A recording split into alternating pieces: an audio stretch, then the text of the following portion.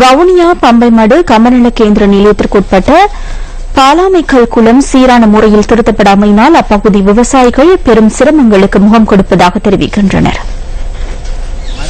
வவுனியா பம்பைமடு கமநல கேந்திர நிலையத்திற்குட்பட்ட பாலாமை குளமே இது.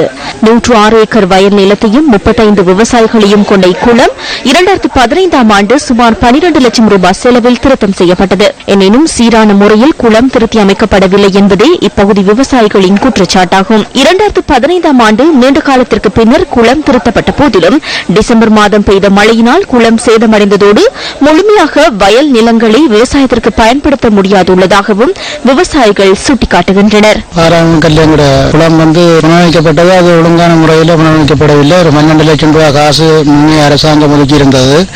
அதை எடுத்து வேலை நடந்தது. ஆனால் சின்ன பெட்சிகள் மாதிரி அதோட பானுகளை ஒழுங்கான முறையில் கட்டப்படாதனாலேயும் உடைஞ்சு கொட்டுப்படுற நிலையிலேயும் இருக்குது. இந்த 12 லட்சம் ரூபாய் காசுக்கு என்ன நடந்ததுங்கிறது தெரியல. அந்த காசு இருந்தாலும் ஓரளவுக்கு அந்த குளத்தை செய்து முடிச்சிருக்கலாம். அந்த முன்னே ஆட்கள் அதை செய்து முடிக்கல. 61ஆம் ஆண்டுக்கு பிறகு இந்த குளம் ஒழுங்கான வழி செய்து முடிக்கல. இந்த குளம் சும்மா அப்ப வச்சு இன்னும் தூந்த வண்ணம் தான் கிடக்கு. இந்த குளம் முன்னே காலத்துல இந்த குளத்துல நிறைய தண்ணி பிடிச்சி நிற்கும். 1000 முந்தைய தூர்வாரப்பட்டு நிறைய தண்ணீர் வரக்கூடிய இருந்தது. கூடுதலாக தண்ணி நின்றது. இப்ப எங்களுக்கு என்னதுனால் தண்ணி தூர்வாரப்பட்டு தண்ணி அங்க 6 அடி தண்ணி நின்றால் 6 அடி தண்ணி எங்க குளத்துல நிக்காது. மண் தான் இருக்கு, உள்ளுக்குள்ள தண்ணி நிக்காது. இப்ப சிறுபோகம் செய்திருக்கிறோம். அங்க காணியை பிரிச்சு சிறுபோகம் செய்திருக்கோம். அதுக்கு இப்ப தண்ணி துப்புராக்கி இல்லை குளத்துல. இப்ப அதை நம்பி இருக்குனாங்க. இப்ப பண்ணாம சாக போகுது.